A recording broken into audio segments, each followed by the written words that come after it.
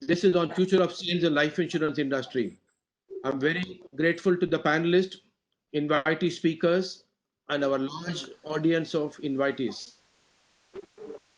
In the next 90 minutes, we will cover a lot of ground on the work disruption, which I believe is permanent, and that's happening in the life insurance industry. In any disruption, all of us have to unlearn and learn new things. This is more valid now than ever before. The first question is, why are we doing this? There are two reasons why TFI is conducting this event. The first reason is, for a long time, it has been my dream to bring the private and the public sector insurance companies on one platform to discuss the most important person in any insurance company, the insurance salesperson. He may be an agent, he might be an officer, he might be an executive, it could be a branch manager or even the head of the sales. But every salesperson in the industry is focusing on only one thing, selling the right policy to the right person at the right time. And this is the only way we can mitigate the risk in a society.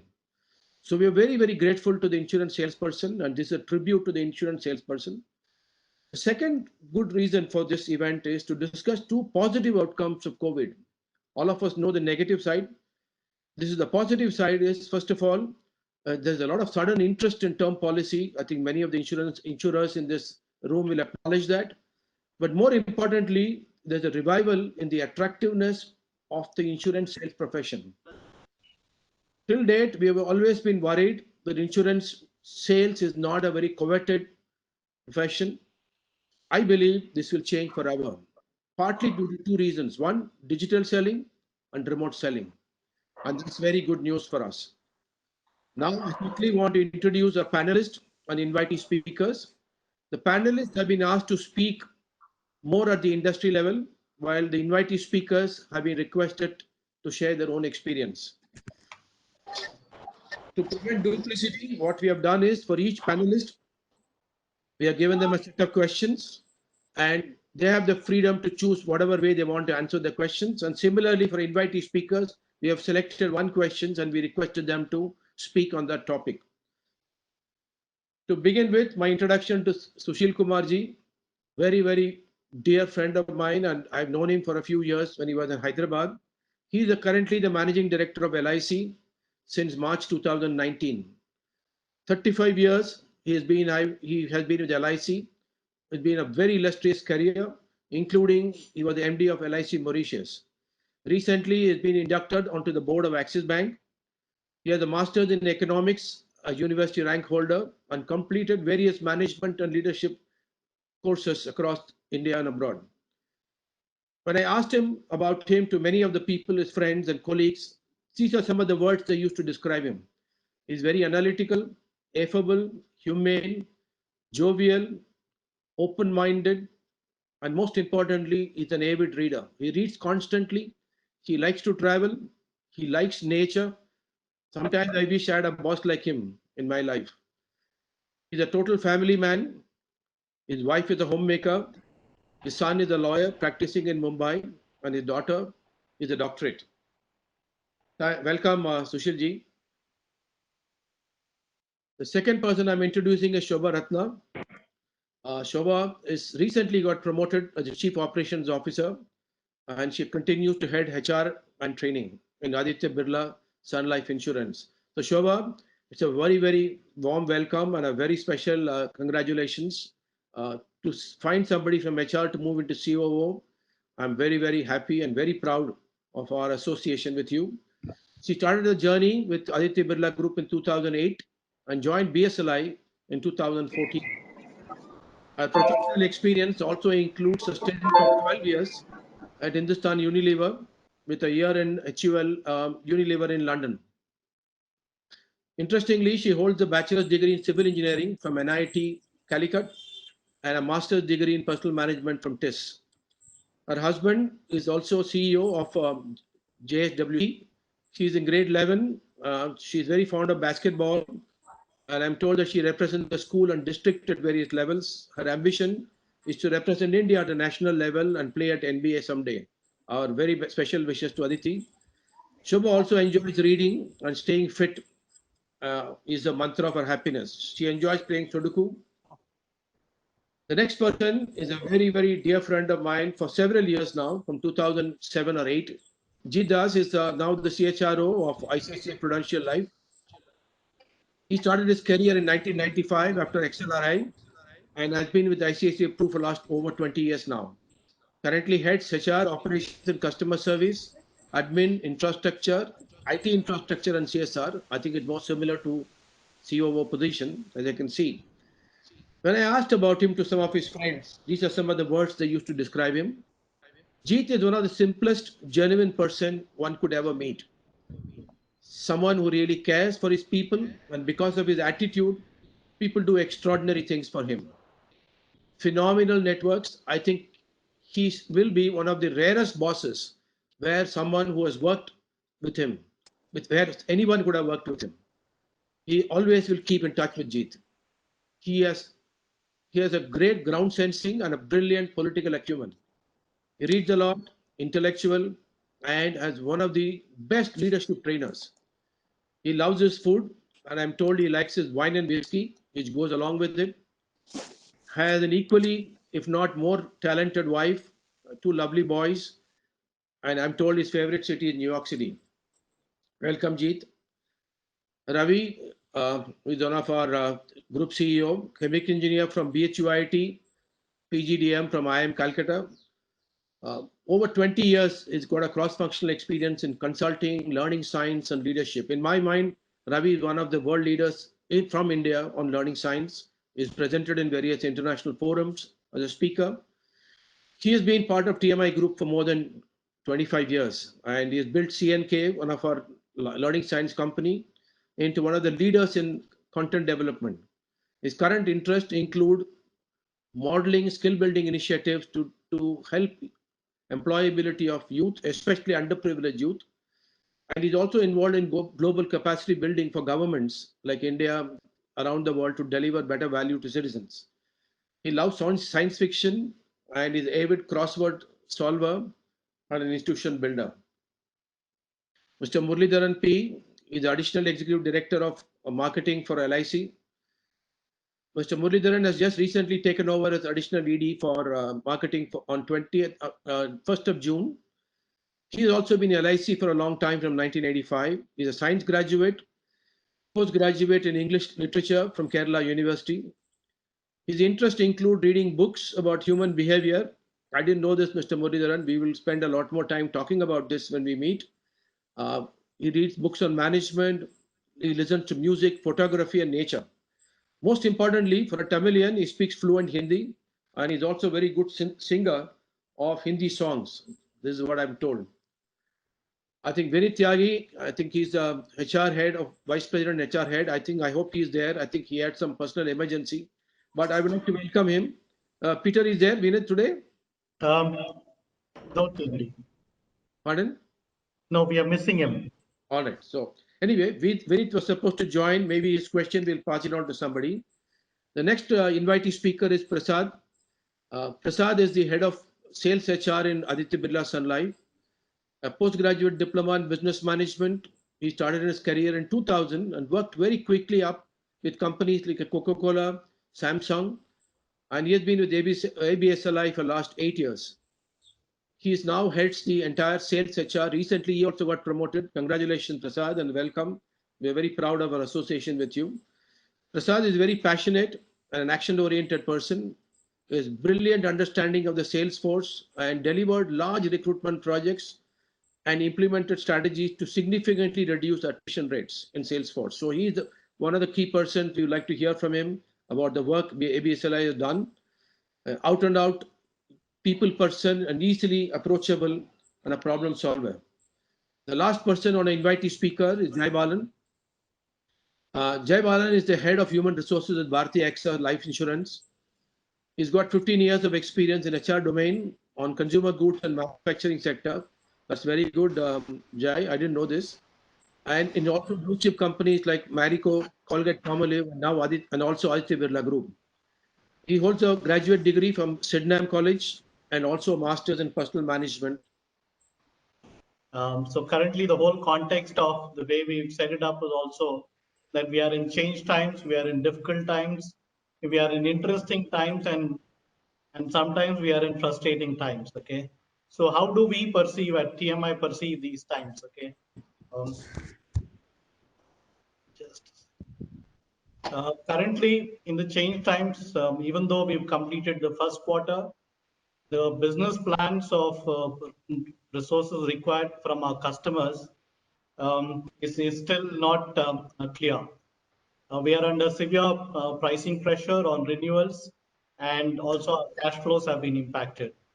And because the volumes have dropped for our customers, we are also having resource utilization issues with maybe reduced and idle resources. But in all of this, these are interesting times because we have reinvented ourselves. We've come up with new business models, we've launched digital training academies, and so this gives us an opportunities to try out something new. We are running a lot of bots. We have gig workers, and thanks to COVID, almost 100% of our employees are now well settled on a work from home model, and the productivity levels have come back. But at the same time, some of the discussions we are having for new projects with our customers are taking much longer than we expected. And sometimes we are not sure whether we won the opportunity or lost the opportunity.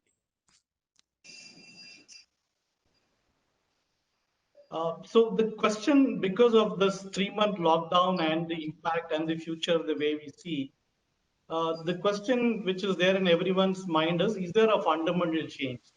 The COVID lockdown and the fallout due to COVID, will it change our future? So that is the question we'll predominantly be deliberating today from the panelists. So today, customers are very, very unlikely to meet the sales force for the risk of infection. And similarly, the sales force is also reluctant to meet customers for the same reasons. And even though lockdown is often even though lockdown is off in most parts of the country, but there could be intermittent lockdowns like we see in Bombay and we see in Bangalore. So this we think is going to affect the entire insurance sector possibly. Because today sales has to move to digital selling. So FLS today need to connect and close sales online or over phone with customers.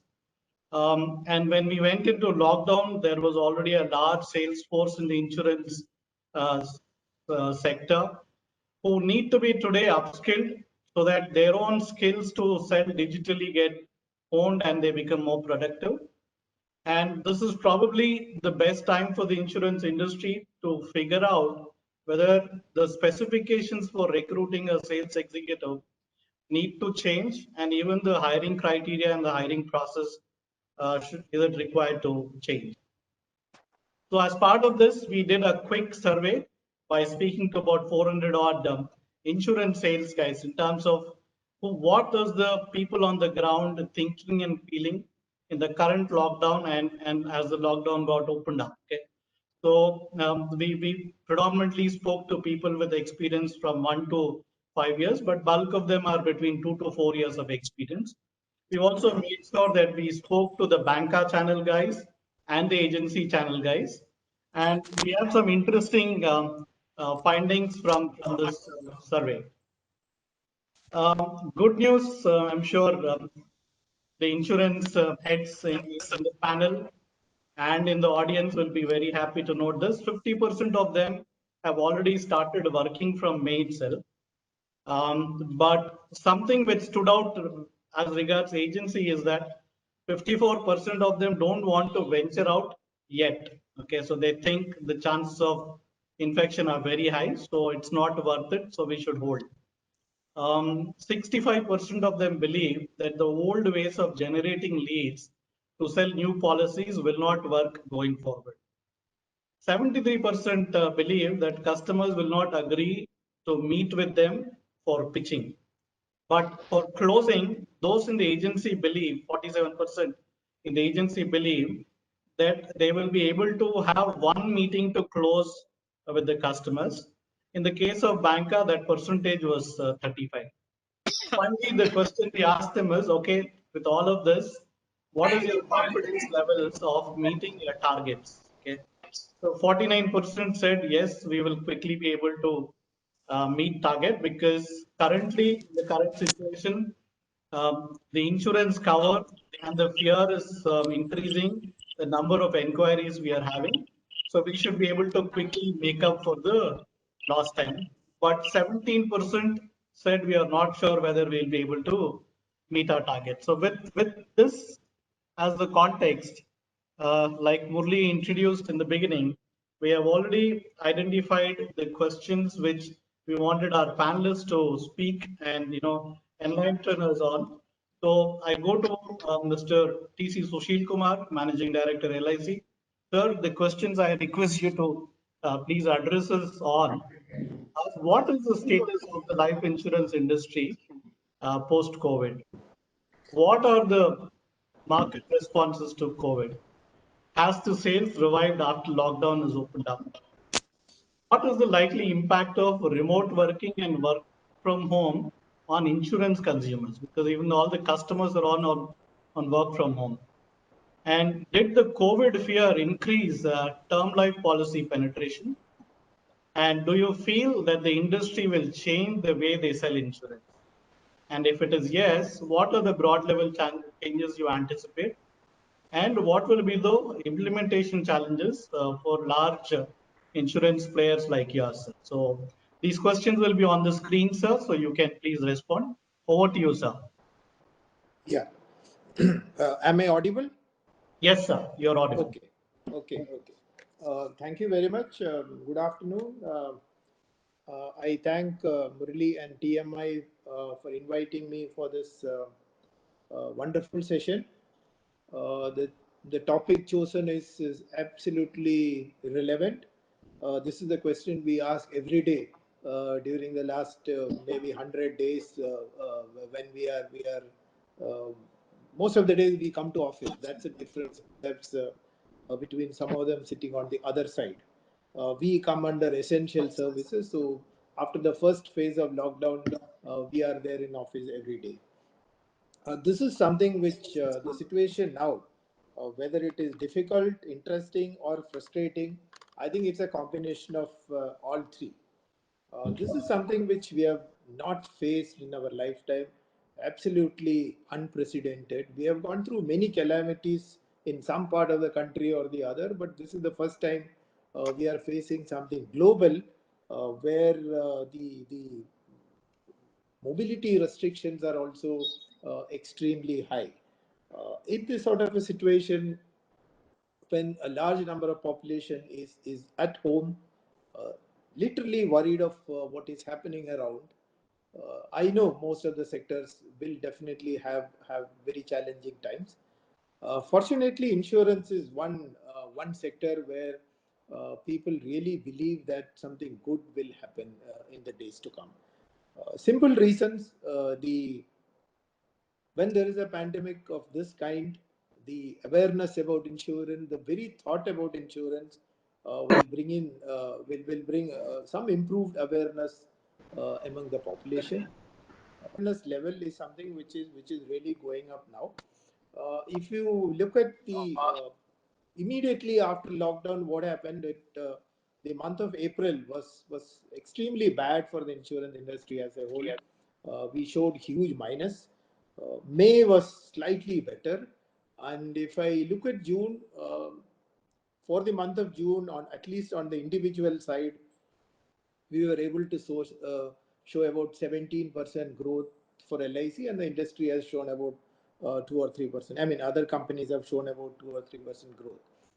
Even though overall we are having a deficit in the new business premium, but we see good signs of recovery. And July so far, as it yesterday, the growth rate has been pretty attractive for the first fortnight. If you look at the market share of LIC, let me quote at least one statistics from LIC is that for April our market share was 53, for May it touched 74, and for the month of June it touched 78. and June was a pretty good month. So we see a fairly good possibility of a turnaround happening. The degrowth part of it slowly fading away. There was a presentation where somebody was talking about the cash flow part of it. Uh, if I look at my company's renewal premium of Q1 of last year versus Q1 of current year, even though initially we had some hiccups in the early part of April and till the end of April, thanks to the digital mechanisms we have put in place as an organization, and also the customers' awareness about those digital initiatives, our renewal premium collections have started picking up. We have started showing about 60 to 70% growth in the digital collections, and we have almost at a break-even point as far as the renewal premium is concerned. The issue is on the new business front. The premium has started coming, but slight problem is on the number of policy side. Coming to the main issue of physical versus digital, I think that is a whole interesting part of the current scenario. When there is a physical distancing, when there are restrictions on travel, uh, as the one slide, whether an agent can go and meet the customer directly. I think these are some of the issues which our large number of intermediaries are facing. Now, your survey shows about 40% of the agents are active, whether through phone or otherwise. Now, my data also talks the same thing. Out of a million plus agents, we have about 4 lakh plus agents are active at this point of time. When the question of whether it is digital versus physical, and your another question was whether digital sales will take over the other one. Very strange statistic which I have is in the last 3 months we have added about 33,000 agents, which is one of the highest as far as the first quarter is concerned. Whereas the industry is showing, whereas the other side, the private companies are showing about minus 5,360. So if it's a question of digital versus physical, I see an upsurge in the number of agents recruited. I see that the agents are coming on their own to adopt digital initiatives in a much better fashion than they were doing earlier. They are themselves getting acquainted with the various options available, and LIC also as a whenever there is a fluctuation in the stock market, and you suddenly find our unit linked plans, the market linked plans sales picking up. This happens in other companies as well. It's happening in LIC also. Same thing when the interest is going down. The guaranteed return products of any insurance company will find favor with the customer. So we find a huge jump in those guaranteed addition products, which are more of annuities, and we find it really picking up, and that's one reason why we are able to show good growth in the on the premium front. Your question on term insurance, whether it is really going up, it is definitely going up, because that is one thing where the health insurance, the term insurance, and the regular life insurance, I think this is the route through which this whole COVID pandemic is traveling. And if you look at the statistics, people always say there's a huge protection gap in the country. It's about 92% as per the last estimate. So when there is a 92% protection gap, I think the sale of term insurance protection plans can really help an insurance industry to to some extent reduce the gap in this protection business. Your last question on do you feel the industry will change the way they sell insurance? Uh, there will be definitely some changes. Technology will take a front seat, but I am never at any point of time saying that technology will replace the agency force. No way. The percentage of online business in the life insurance industry has not touched that high level to replace the agency force. The agency force will continue to play a key role. If you look at the industry statistics, about 62% of the premium is brought in by the life insurance agent, and in LIC it's about 90% plus. The regular agents plus bank assurance, if you put together, that constitutes about 90-92% in the other companies. So the agent will continue to be the key factor. The way he interacts with customers, I think his adaptation to the technology part will definitely see an increase. The insure tech will find its feet in the insurance front sector. Definitely, they will have a lot of innovative things to come with. Our agents will definitely get used to those technologies. The human face, the human voice, the human interaction is a key element in the life insurance sales, and I'm sure it will continue in some form or the other. So I don't find the agents getting replaced by any of those channels. They will continue. The digital will remain. The influence of digital will pick up, and definitely we have not reached that frustrating times, the fourth one, which TMI was showing. We are still somewhere between difficult and interesting times, and I'm sure in the days to come it will be more interesting. And from LIC perspective, I would like to say we are seeing a turnaround on the life insurance sales front. Thank you very much. Thank you. Thank you. Thank you. Thank you, sir. Peter. You want to say something, Murli? No. I want to thank him. I think he brought a lot of perspective. I think LIC has always been the market leader here. So, and also big elephant. So when the elephant turns around, it takes some time, but when it turns, it turns. So we are very keenly watching LIC's response to the scenario. Over to you, Peter. Thank you. Thank you, sir. Now we move to Shobha Ratna. Shobha, these are the three questions we would want you to please address us on. What are the challenges of managing the productivity of work from home? Because all companies by force have now moved all their workforce home. But how are we able to manage their productivity, and especially of the sales team? Then, since you've been the HR head of ABSL, ma'am, this question is specifically for you. With every day in our close circles and colleague circles, people are getting infected, okay, and that is having a demoralizing and a psychological effect on the other colleagues who are otherwise well. So, what steps can the industry take to engage with employees, especially during this time? And third thing, ma'am, I think a recent PwC report said 81% of CFOs are trying to implement cost containment measures. And the third largest cost in the insurance industry is the manpower cost. So given that pressure, will compensation or the employment structures change? Will the industry need as many sales force which they currently are? Will digital push reduce the numbers? And will the role itself undergo a change, ma'am?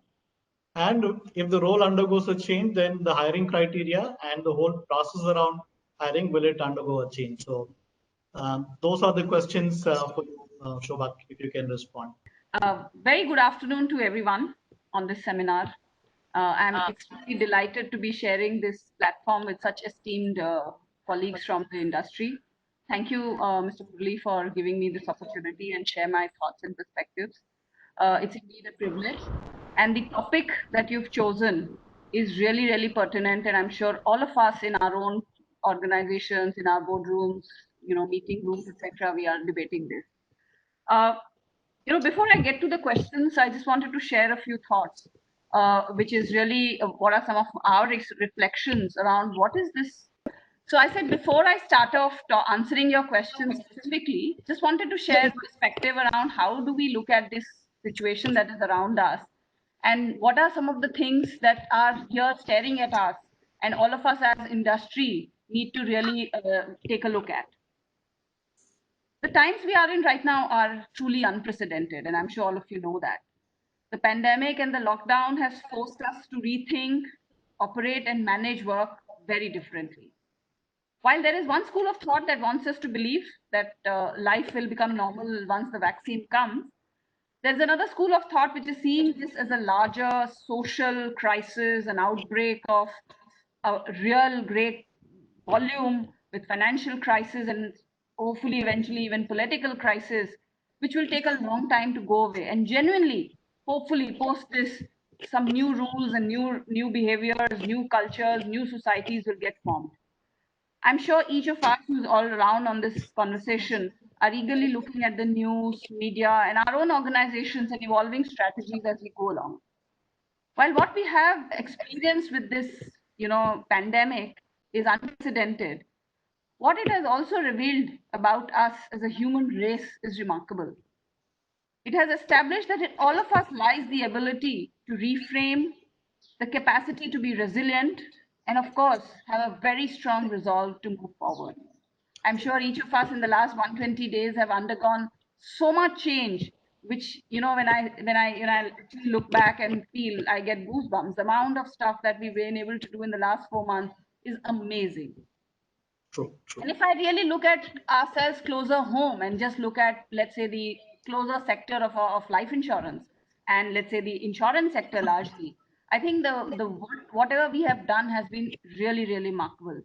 The manner in which our businesses, whether it is life insurance, whether it's health insurance, have carried out our businesses in the last 4 months during the pandemic and serviced our customers, whether it's digital or physical, without any major disruption, is a splendid display of all of us together as an industry and the strength that we have and the fact that we have great customer orientation and we are able to really grapple with this. So I think we have come a long way and I would like us all to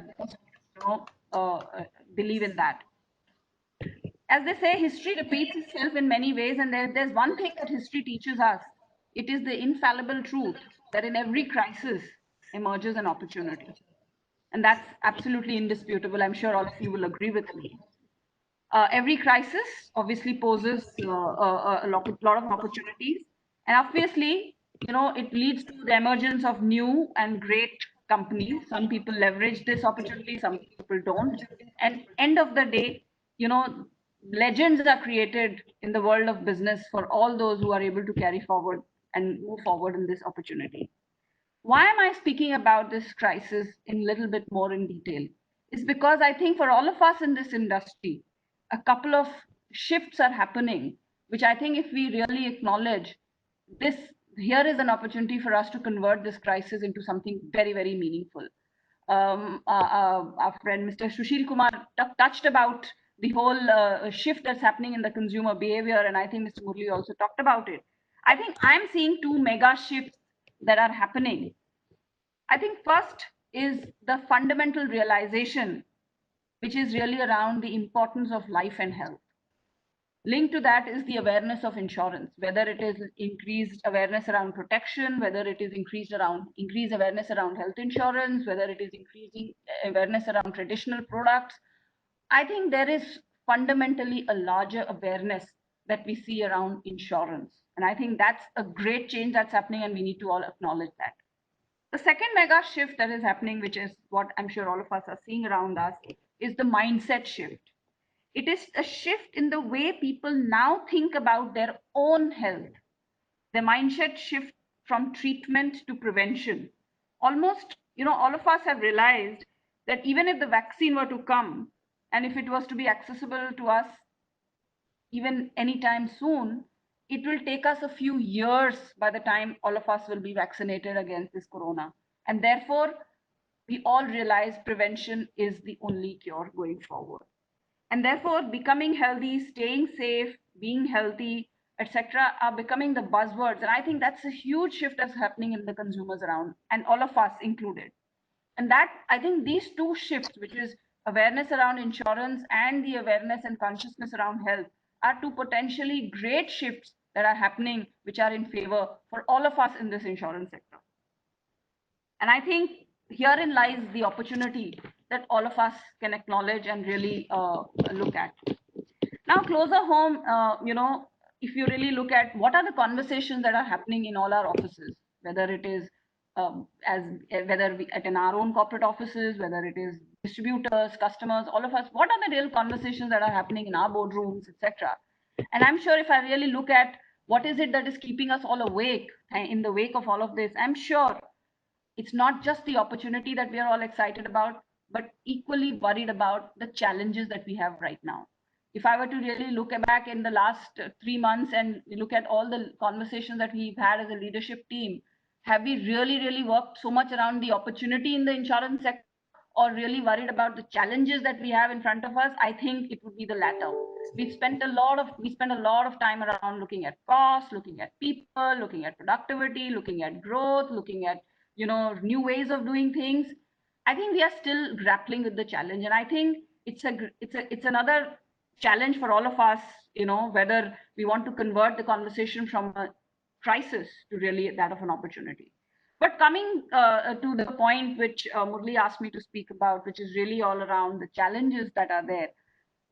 Speaking of sales productivity, I think the first thing that we are all grappling with is this work from home. And this work from home is a new phenomenon. I mean, it's amazing, how it's overnight everything has become work from home. And I remember being in HR and being part of driving a lot of new HR practices and driving flexibility at work. It was such a huge mindset to be able to allow people to work from home. There was this whole control and fear mindset that people will take advantage of work from home, etc. But overnight that situation has changed, and I think all of us are grappling with that. And therefore, what is that challenge that we have closer to really talking about sales productivity and sales teams, etc.? I just wanted to break this down further and really say, what is it that is really causing the concern, given the fact that we are all working from home and we have a wide spread sales force all over the world, all over the country? The first issue, as I see, and in our internal conversations that I feel, is really that of building trust. In a business insurance, trust comes first. Trust traditionally is about face-to-face engagements, repeated meetings, spending time in the customers' houses, sitting with them, talking to them, having coffee with them, having lunches and dinners with them. I suppose that's really our traditional mindset around building trust, and that's really post that is really where the sale happens, or the purchase actually happens. And so that sort of concept of building trust in a very physical world seems to have disappeared when we are really talking about work from home, working remotely, doing business and transactions digitally. I think that's the fundamental shift. And I suppose all of us are grappling with it. None of us have real answers, but I think it's a mindset. There are no straight answers, but hopefully we will evolve this with time, and we can talk about what are some of the companies doing to do that. The second big challenge is digital literacy. Today, not all Salesforce or customers or distributors are savvy with digital tools, but I'm amazed at how in the last 4 months, there has been a huge pickup. I mean, if at all I were to talk about numbers in terms of how we were grappling with digital adoption, let's say if we were in single digits, it's really gone 4 or 5 times in the last 4 months. So I think the digital acceleration has happened, but has it reached the stage where we can be, where we are in a comfortable position where we can say that we are at a pre-COVID time where our sales and numbers, etc., would happen digitally in the same way? The answer to that is probably a no. And I think there is a challenge for us to really up our digital literacy. And I think the whole focus around reskilling, building new talent pools, etc., is really the name of the game. The third big challenge in really sales productivity is really how do you get new customers? I think the traditional referral model of, you go to a customer, you may have a relationship, he gives you 5 customers, and then, that whole referral model, which is more face, is probably not going to work entirely in the digital way, because, it's really post you built a trust, you have a relationship is where you can get more customers, referrals. I suppose the whole new game of sourcing digitally, generating leads digitally, doing referrals on digital medium, being comfortable in LinkedIn, Facebook, etc. I think those are the new ways and avenues which we all have to pick up. And I think the challenge of not being able to get new agents and customers is really the third big challenge. And I think the fourth big challenge, and this is something that I believe very strongly, is that today our processes are all designed to be in a very physical way, whether it is signatures, whether it is form filling, etc., which I'm sure slowly over a period of time we've converted them all into digital.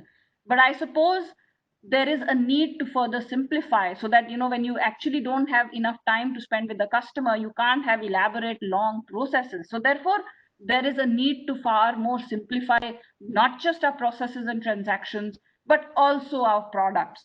I suppose sometimes our products are extremely complex, very, very difficult to understand, which really is the reason why we need to meet the customer so many times. But really, if we have to do all of this in a digital way with not able to meet the person face to face, how do we simplify some of these processes? How do we simplify the product brochures? How do we really communicate to the customer in the shortest possible time, in the simplest possible way? Are some of the challenges that we have around productivity. However, I also feel that this is a great opportunity to reinvent the business from a productivity standpoint. We have to start questioning some of the things the way we do. And I suppose all of us large organizations who have large footprints in terms of branches, branch offices, zonal offices, head offices, etc., we need to question what is the role of a branch. If sales and services are happening digitally, or let's say digitally, do we need to really have branches? Do we really need to redefine what is it that is happening? And I suppose while that will impact the cost element, there is also a need of really saying that, you know what, you can transact from anywhere. You can engage with customers anywhere pretty much. You can, refer, source, engage pretty much anywhere. I suppose work from anywhere is really the way we have to evolve.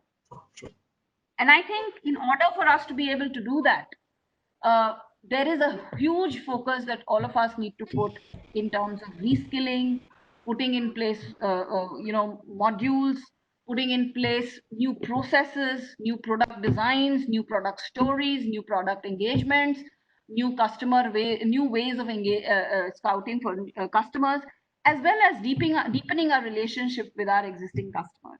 I think pretty much there is a challenge as far as work from home for sales is concerned. And I think the old ways of engagement and old ways of relationship management, building trust, are not going to be relevant anymore. While I don't believe, and I probably agree with Mr. Sushil around the fact that this will not go away 100%, but I think we got to get to a phygital structure where we are comfortable doing that. And I think it is a huge challenge for all of us in HR to be able to identify new pools of talent, to be able to train them, onboard them digitally, and make sure that they're comfortable dealing with people and pitching to people and building relationships with people, even if we have not met them.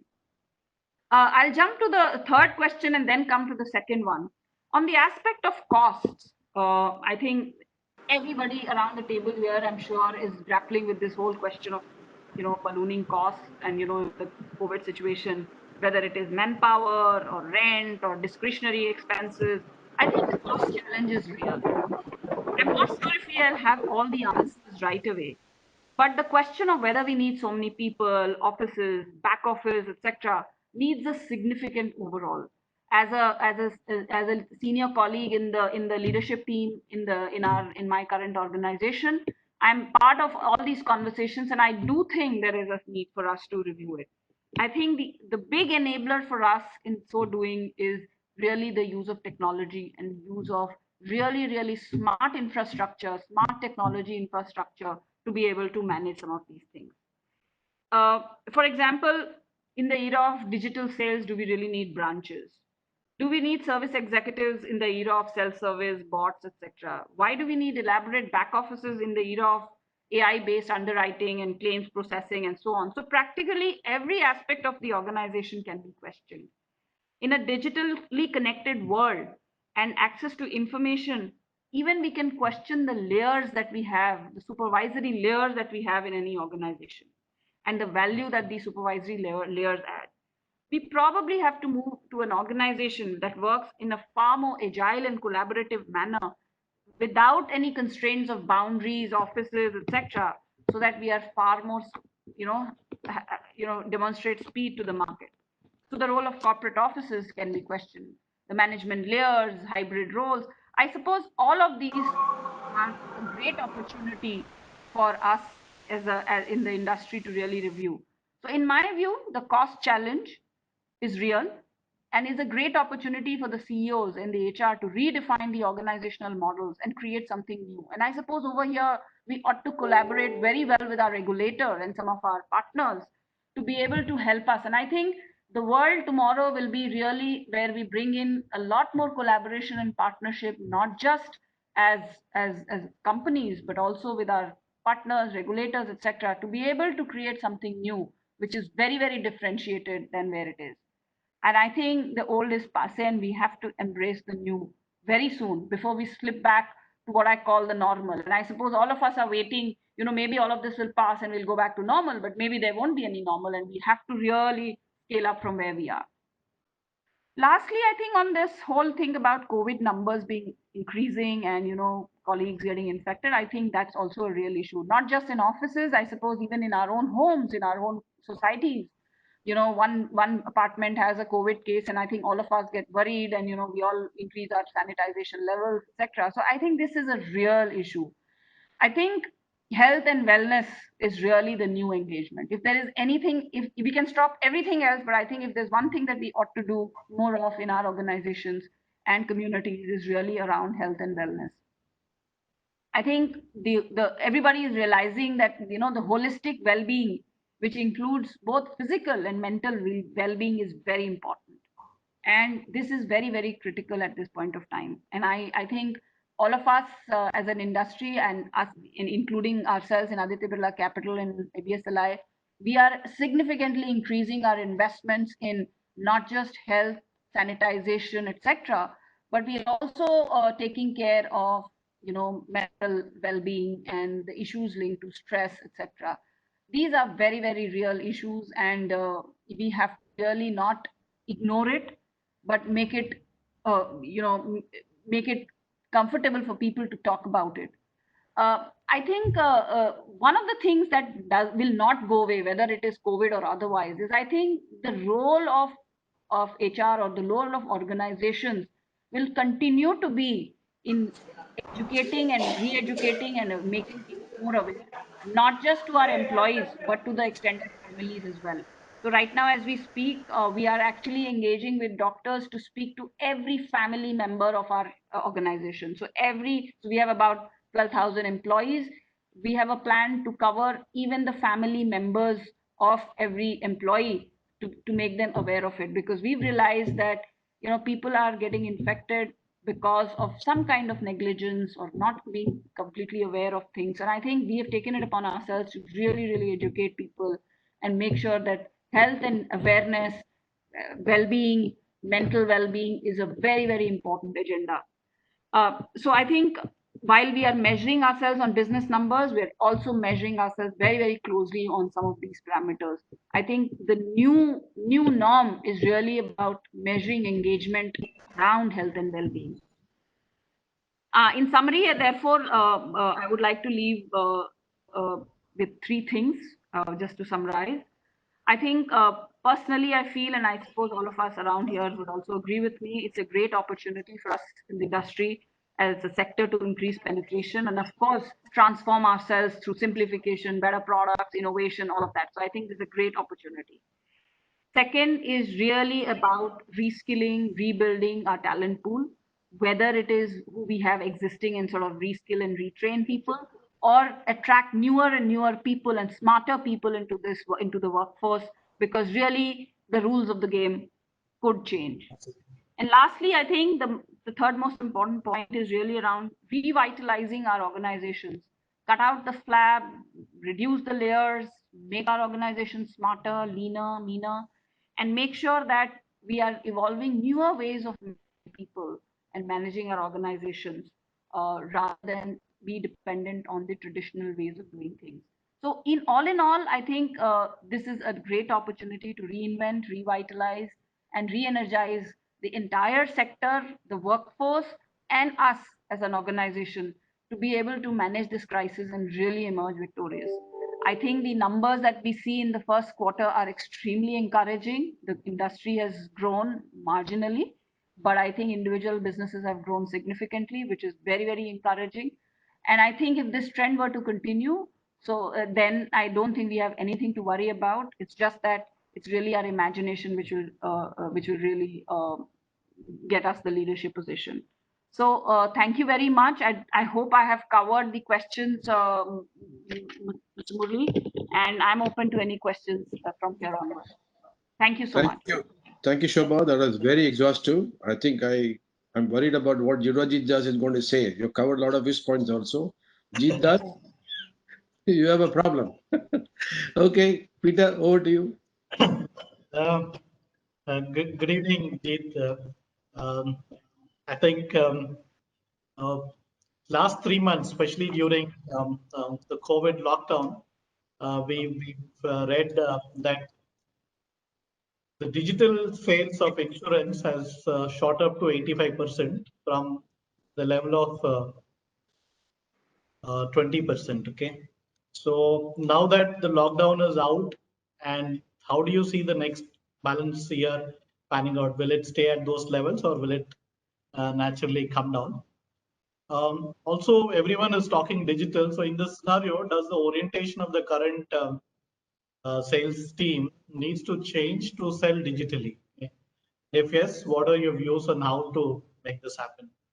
Also, it's not just putting stuff digitally. How do you also kind of substitute it with an equally powerful digital process which supports the digital sales?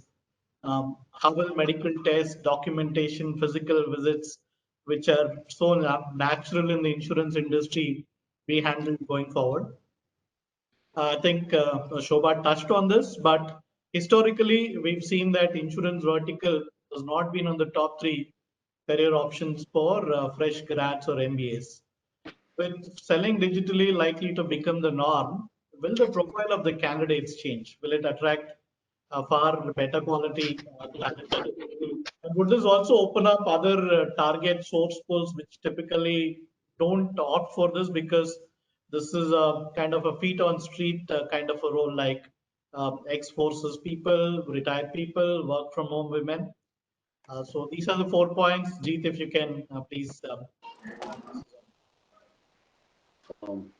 Thank you, Peter, and thank you, Murli, for this opportunity and the very generous words.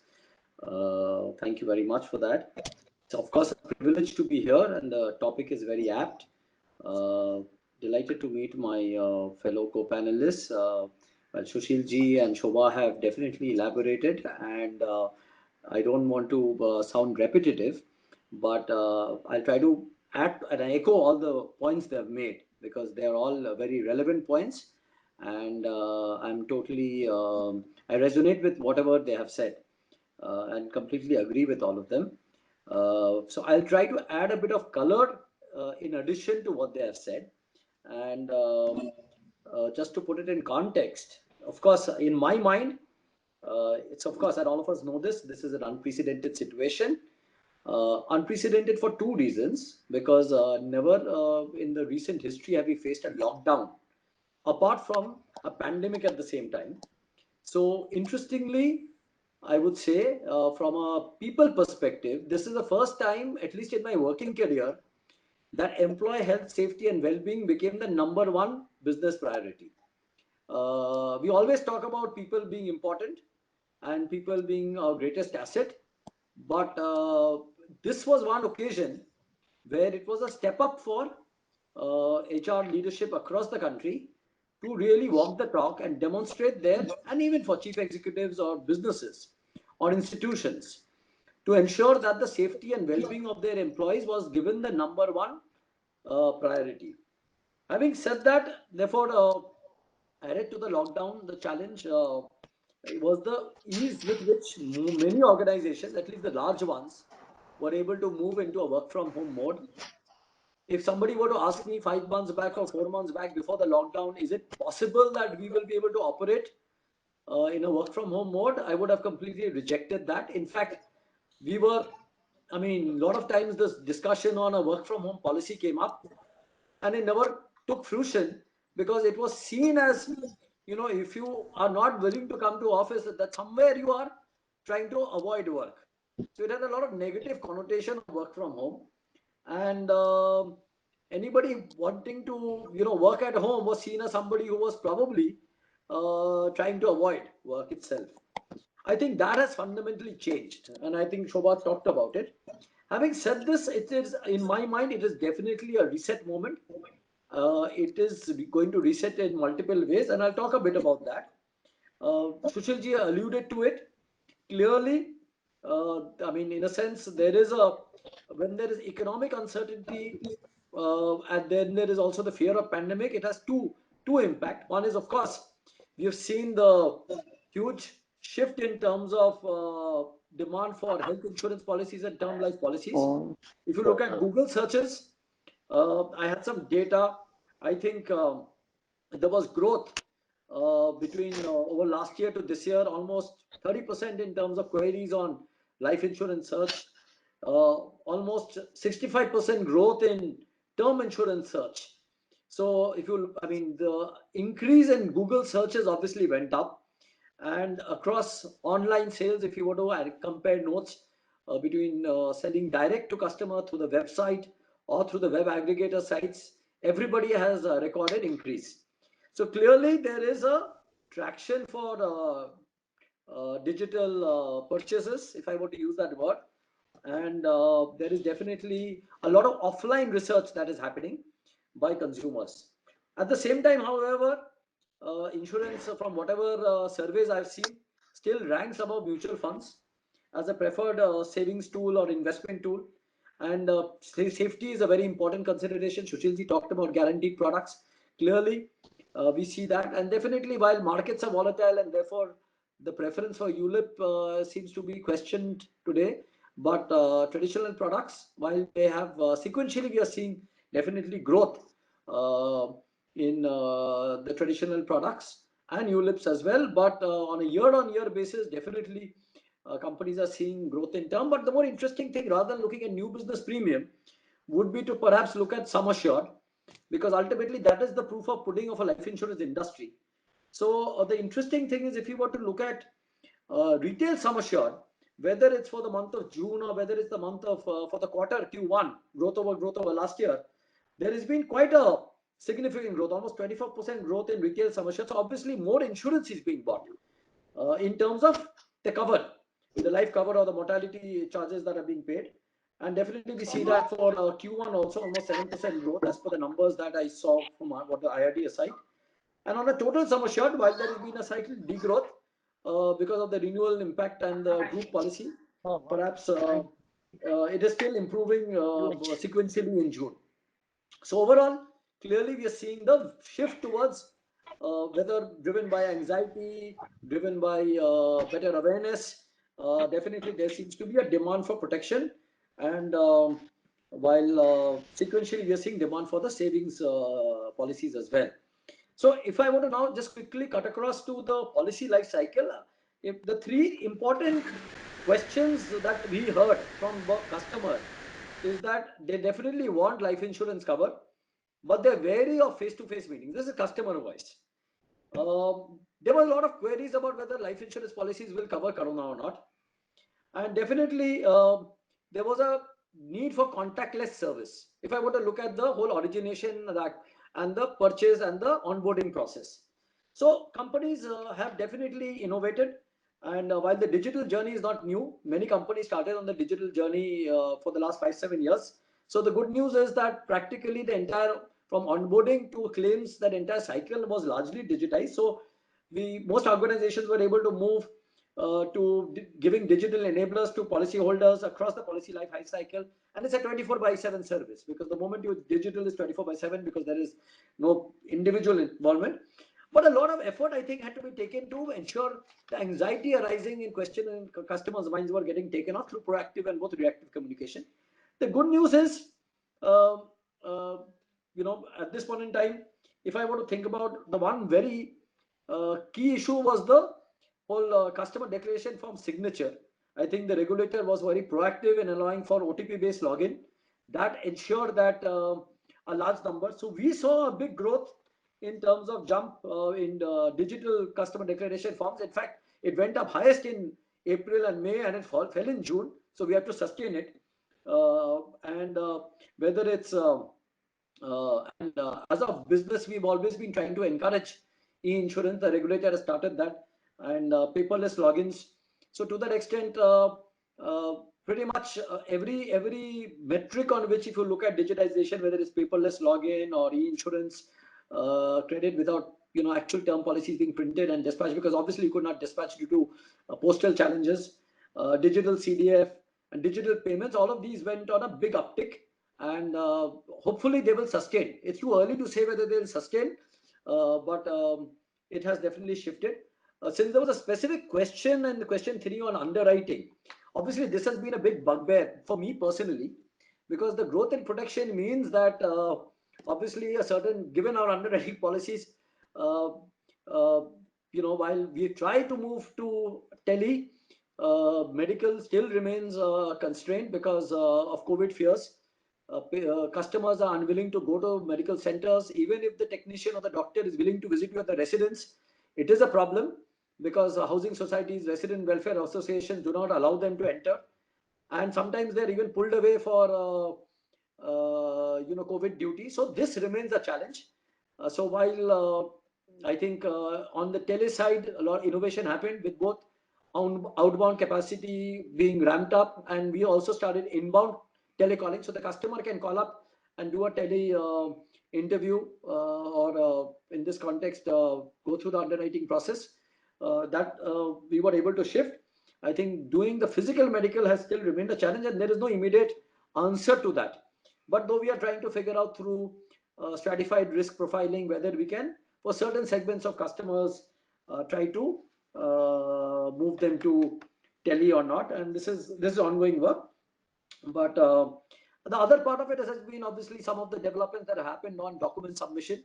I think the new regulation on Aadhaar will help, because it will solve the purpose of and this is part of the decongestion in the sales process itself, because for a salesperson to collect all the documents, email it or upload it, and sometimes there are mistakes in the document, all these hands-off delay the issuance process.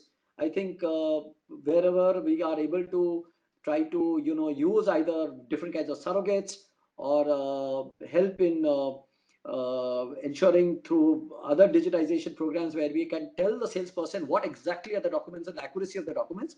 So move to a first time right kind of a concept, or pre-populated customer declaration forms, which will ease all of this. I think digital adoption will accelerate, and to an extent the customer journey on both purchase and onboarding will ease and become definitely faster, if not, and not just faster, but it will also become let me put it will become far more decongested and therefore hassle free. That clearly I think is going to be the benefit of the new era of digital adoption that we are seeing. Shobha talked a lot about the digital literacy and the issue of the referral model. I think in my mind the last 4 points, if I come to, yes, the whole process of onboarding new agents or onboarding new employees are now being done digitally. Definitely we see digital learning coming up. Everybody is, I mean, there is Get by Webinar today. Everybody is doing webinar. So I don't see this has adopted very well, and people are learning, and I don't think it's very difficult to learn it. The larger challenge is how do you make the technology interface user friendly, and how you design it and reimagine the customer journey in a manner that customers find it easy to navigate. So obviously the point here I'd like to make is that today even people at lower income segments, lower education segments make purchases on Amazon, they make purchases on Flipkart, they make purchases on Paytm. So they're used to the best in class interface when it comes to mobile apps. So when your household help or a domestic worker or a class 8 pass laborer uses the Amazon app to buy something, he or she will expect that level of service or level of user friendliness in any other purchase decision that he or she is going to make, in any, whether it's life insurance or any other thing. So I think the challenge for us in the life insurance industry will be, how do we maintain the kind of standard that the world's best like the Google or the Amazon provide, because the fact of the matter is a large portion, and thanks to Geo, everybody has access now to phones and data, and they are watching YouTube, they are on Google, they are on Amazon app, they are on Paytm, they are using Bheem UPI, and these are people at the income like of 15,000, 20,000 rupees a month, and therefore there is the challenge for us is how do we create the customer journey of the entire sales process and the onboarding process as simple and easy and hassle free as maybe some of these world leaders have done. My personal view in this is definitely with greater awareness. From a sales perspective, I want to answer this. The product suitability will become an important issue. With more awareness, one of the challenges of the insurance industry has always been how to improve persistency and reduce mis-selling. That in a digital world and a more aware world, a social media world, will become more and more and more important. Therefore, the only way to mitigate is to make sure that our products are transparent, our product features are well explained, product suitability is done so that customers know what they're buying, and they are therefore you reduce the opportunity, or rather I would say put it in a positive way, enhance the opportunity for right selling. And this I think will be the new trend that all organizations have to embrace. And therefore, in a sense, I think the whole sales process will have to necessarily be more customer centric than more salesy than it perhaps has been. And I think that will become the new norm. What it means is some of the traditional models of push that maybe had happened will now, I mean, this is the first time I'm seeing, I mean, the pull for insurance comes when there are guaranteed products, pull for insurance products come when there, now we're seeing for term, huge pull for term. So I think given this, we must ride on this by improving our convenience, hassle-free, transparency. All these are things. I don't want to use words like customization, personalization, because really speaking, the big challenge, at least I don't have an answer to the medical thing yet. Though hopefully over a period of time we will develop better tools. I think the general insurance industry on the health side, I see a lot more engagement with customers in terms of they're doing health risk assessment profiles, doctor teleconsultation, they're doing a lot of the other stuff in terms of engaging the customers. I think this will also, globally we hear of that with some of the engagement platforms like Vitality or, but I think Babylon, and these are something I think will come to India also. The regulator has promoted the sandbox projects. These are very welcome developments. And I think definitely we should see more customer centricity coming into the life insurance industry. And my fundamental belief is that life insurance still remains a noble profession, because it is something that it promotes long-term savings, it promotes protects families in their time of need. So the purpose of life insurance is very, very noble, and I think that will also get reinforced as we use the combination of what I call physical and digital. I want to add one point here. There is this book by Kasparov when he wrote about, when he was playing Deep Blue, the IBM computer. So the way it works is AI, if a human being plays chess against an AI-powered computer, the human being loses. But however, a human being with an AI-powered computer is stronger than a pure AI-powered computer. So the answer to this is what Shobha also said, it's digital. If you look at Amazon today, they've also bought Whole Foods. So that's a physical retail store. So if you look at the digital world is also integrating with the physical world. So my fundamental belief is that it will not swing to one extreme. It will reach a balance. So difficult to predict anything sitting here. But if one were to ask me, is the world going to change to only digital selling and AI-powered selling? I don't think so. I think human beings are social animals. They like human contact. They have to trust. And definitely one of the challenges that are there is when people are buying online, they also have a little distrust. Is my password going to be stolen? If I give my credit card data, is my data security issues there? So there are some apprehensions about cyber crime, cyber security. So I think the need for an intermediary to assuage some of these anxieties, fears, and most importantly, the anxiety, am I buying the right product? Hearing it from somebody's voice is far more important than any computer program can tell you. So I definitely believe that the role of sales in terms of selling the right product, right selling, and you using digital tools, whether about social media and other things, will definitely be a huge opportunity. And on the last point, definitely it opens up, because remote selling can be done. There are many companies globally. I mean, in the US, definitely a large number of companies use telecallers to do selling. In Indian context, I don't see any channel disappearing. I don't see that at all. But definitely, I would think that advice will become, and therefore suitability will become an important consideration going forward. How fast it will go, I cannot say. Definitely, the world will become digital, more digital adoption. Whether it will become, how fast it will go from here, again, difficult to say. But clearly, the long term to medium term to long term trend is that it will continue, and COVID has only accelerated it. And I think it's a great opportunity for young professionals to join the industry. Like I said, it's a noble profession, and definitely there's a lot of ways to add value to customers. And this is something that as an industry we should reinforce to young people and to people who want to make a career in this industry. And I think the career proposition remains, and it will only strengthen from here. So thank you very much for this, and looking forward to hearing the other panelists and if any questions. How do we ensure that skilling and upskilling happen for the sales force? Shobha touched on this, and even Jeet touched on this. Further, with pressure on sales and profit due to impact on business, there will be significant pressures on costs. Can you share some ideas on how we can bring down the cost of recruitment, training, onboarding, and retention? Super to listen to all the earlier panelists to understand what business is thinking. I'm going to talk about from, of course, the HR challenge, right? And yes, this skilling and upskilling without the classroom, which we always took for granted, is no more. Training, as we did earlier, is gone for sure.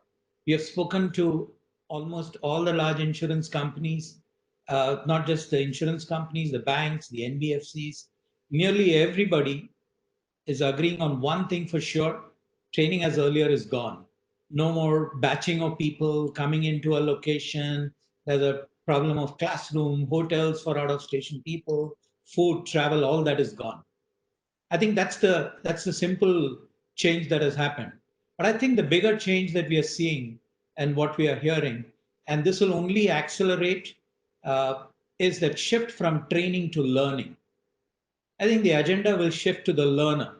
For long, I think all of us, every insurance company, every bank, most of our customers whom we have worked with, we've all been spoon feeding the fresh hires. We've been teaching them product, teaching them process. We've been doing role plays with them. A lot of this we were doing, and the trainer was thrusting it into the new joiner, mostly for freshers, of course, right? But that is going to shift now to the learner. They're going to be treated as adults in the room, and the onus is going to shift to them to go pick up the knowledge, the skills, and behaviors so that they can demonstrate the output on the job and they can demonstrate the productivity on the job.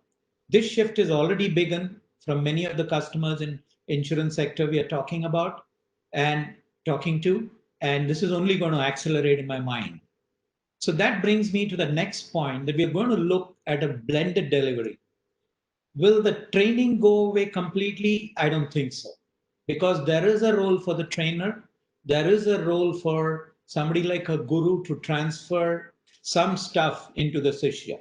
I think that's been there forever in our psyche, and I think that will remain. It'll of course become e-training, right? So it'll be a classroom driven by the trainer on a digital platform. And I also foresee, and we are already talking to one customer in the insurance sector, how do we drive simulations in the class, that the trainer controls the simulations from a console, that he is controlling the simulations, and the learners who are from home or from their own offices. The other thing that we are experimenting with, and we see internationally that's already come in, is AR-driven interactivities. VR is very expensive, but it will come maybe sometime in the future where people will probably do simulations in a VR mode, but AR is already available and it's not too complex. So we have already begun experimenting with AR-driven interactivities to make the training piece as interactive as it was in the classroom. But the bigger chunk, perhaps it will become 20% training and 80% learning. And that's where a number of customers, we are aware in the insurance sector, in the banking sector, going in big way and a much bigger way if they were not already doing it in terms of e-learning, m-learning, e-simulations, and perhaps also now add on to action learning. So bring in assignments, bring in, how they will practice the concept in the real world. We've already done multiple batches with PruLife on this, and a combination of the training, the self-learning, the action learning, and even the social learning, where we have experimented with tutorials where the learners come back onto an online platform and peer-to-peer storytelling happens, an exchange of what went right, what went wrong. A combination of all this is what I think will be the blended delivery in the future. And of course, I think there will be a time where the coaching will also come in for performers to become high performers. It will also become least disruptive because now that you don't have the classroom, you're not blocking an asset, you're not blocking a physical space, and increasingly with all customers, and I think that's what even our competitors are doing. It's likely to be about 2 or 3 hours maximum in a day, mostly 2 hours, typically in the morning, sometimes in the evening, and the rest of the period they will do their own work so that work doesn't get disrupted, and they will do some of their learning activities as charted. I also foresee, and perhaps I'm putting on my future glass, is going forward, we will move away from cognitivism to constructivism. For long, we have been designing programs, all of us, whether it's the insurance companies or the banks or even training service providers like us or learning service providers like us, we've been focused on cognitivism, which is how do I get this guy to know something, and then we will presume that that knowledge is enough for him to go and if you leave him motivated enough, he or she will go and practice it. But I have a feeling we will get into constructivism because of the new normal that all the three panelists before me have spoken about, which means I create knowledge for myself, given my construct, right? My experiences, my context, make me figure it out in my own mind. So I will start building blocks of knowledge around my existing knowledge, blocks of behavioral cues that if I do this, this happens. If I say this, that happens. So I have a feeling maybe in the near future, in the next 1 or 2 years, most of us will be designing based on constructivism, which of course includes cognitivism, because the starting point of constructivism is cognitivism. But that's where I think we will all move. And I also foresee a future that we will all go into, which is called the incremental learning approach. We have done a huge experiment with almost 1 million Anganwadi workers in India using mobile learning and incremental learning approach. Over 400,000 certified. And most importantly, they're able to demonstrate that learning on nutrition, on malnutrition, growth monitoring for betterment of children in India. So I have a feeling that as models which have come from perhaps the developmental sector, where people have 4th pass or 10th pass, they're not very educated. And that sort of a model is going to come in. So that's my thinking on the training without classroom. The second question was on cost takeout. And in terms of recruiting cost takeout, and this is again, we're working with many of the insurance companies to hire and banks to hire. So it's going to be digital all the way through. There are certain processes so far which have not been digital. They will go digital, including interviews. For a long time, interviews I had to see this guy, I had to get a feel for him, or see this person in front of me, look into the eye. All that is gone. Digital interviews are there, and who knows, it might even be a self-interview. So a call to action to evaluate interest, intent, and fitment could be self-interviews on video format, which are assessed by somebody, increasing number of self-assessments, profiling. All these, I think, will become important to bring down the cost so that when you're taking a decision on a candidate, it's going to be very quick on a very short face-to-face interview over a video screen. And last, and I think Jeet talked a little bit about it, that the freshers will likely to come into the sector because selling digitally is not a feet on street role. I don't have to walk a mile. I don't have to do 10 calls a day or 40 calls a day. Even if I have to do that, I'm doing it from AC comfort or comfort of home. So a large number of people who thought the sales was not up there or it was not their cup of tea, they will begin to do this. So they will come perhaps even into a model of HTD where the student initially pays, puts the money, shows intent, learns the job role, and then goes and joins a customer. So I think we did this with PruLife in 2008. I remember Jeet was running it from the other end. We did a PGPMI, which was like for MBA students, we created a program specifically in insurance. But that watered down over the years and insurance selling wasn't too hot. But right now, I think that there's an opportunity to bring it back, perhaps not PGPMI program like a postgraduate diploma, but at least short courses. Onboarding, like everybody says, it's all already gone online in terms of apps, mobile apps, online BGV. If customer KYC, why not BGV? And that's what we heard from Shobha also yesterday.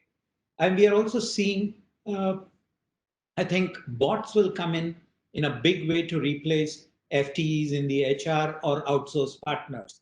We ourselves have running 20 plus bots for our onboarding services for banks and insurance companies. And that's a very small number which we have built over the last 2 months.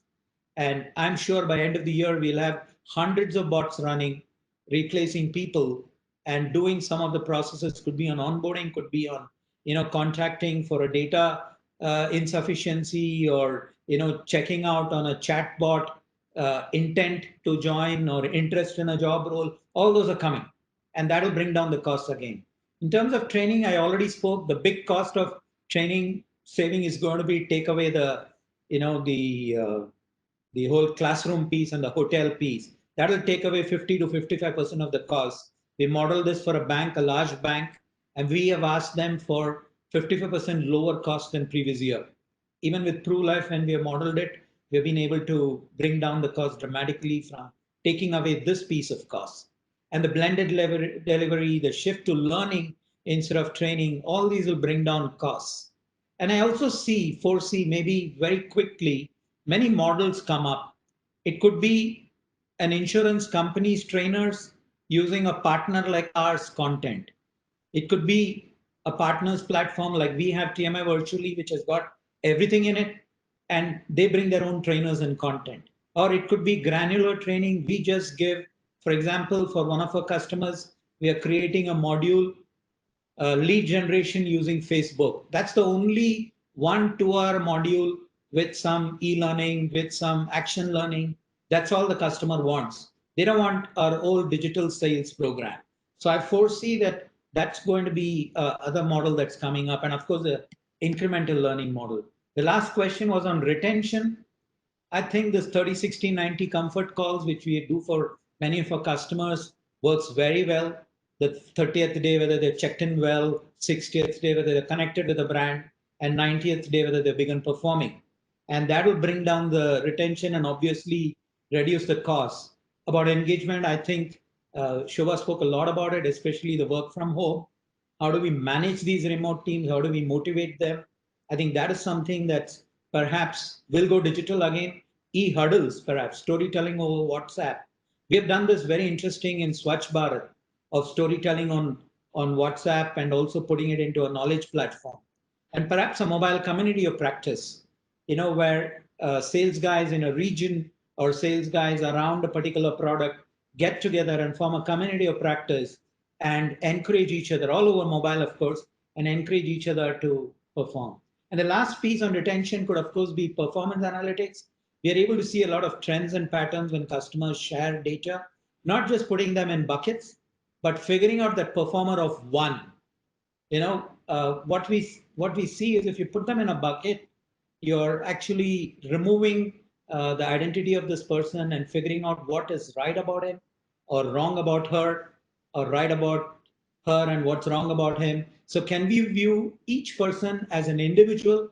For example, in one of the cases we found a double dip of a high performer is a clear intent to quit. Within a span of 3 months, if there is a double dip, they are going to quit, and we managed to show it statistically significantly to a customer.